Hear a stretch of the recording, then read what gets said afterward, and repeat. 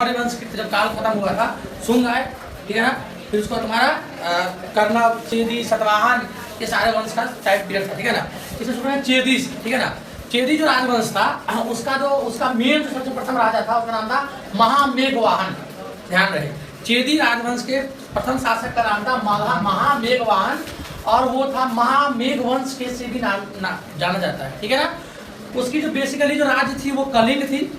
कलिंग जो आज के डेट में उड़ीसा में है, तो कलिंग राज्य से चेदी राजवंश का कनेक्टिविटी का पता चलता है। ध्यान रहे कि चेदी राजवंश का एक सबसे सुप्रसिद्ध राजा था, उसका नाम था खारवेल। खारवेल के बारे में बहुत बार एग्जाम से पूछता है कि खारवेल कौन था।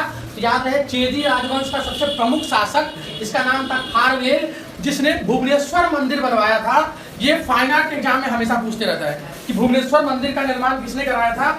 तो भुवनेश्वर मंदिर का निर्माण कराया था खारवेल ने, जो चेदी राजवंश का राजा था।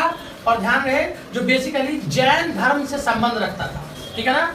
बृहस्पति मित्र को उसने पराजित किया था और उसको पराजित करने के बाद ध्यान सकते हैं कि जो हाथी गुम्फा का जो अभिलेख है, हाथी गुम्फा के अभिलेख में इन बातों का डिटेल मिलता है कि उसने चोला, चेर और पांड्य को भी हराया था। ध्यान रहे, हाथी गुम्फा अभिलेख में पता लगता है कि चोला, चेर और पांड्य को हराया किसने था, वो था खारवेल, जो चेदी राजवंश का सबसे प्रसिद्ध राजा था।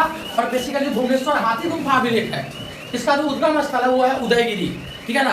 तो उदयगिरी में तुमको मिलेगा कि बेसिकली चेदी में ज़्यादा डिटेलिंग नहीं है कि कलिंग साम्राज्य चेदी राजवंश साम्राज्य था। उसने क्या किया था, महामेघवाहन उसका प्रमुख राजा था और वो था कहलाता था महामेघ वंश का राजा। उसका खारवेल था जिसने भुवनेश्वर मंदिर बनवाया था। बृहस्पति मित्र को उसने हराया था। और हाथी गुम्फा अभिलेख में बहुत सारी जानकारी चेदी के बारे में मिलती है कि उसने चेला, चेर और पांड्य को भी हराया था। संबंध उसका जैन धर्म से था, ठीक है। नेक्स्ट है तुम्हारा हिंद यूनानी राजवंश का।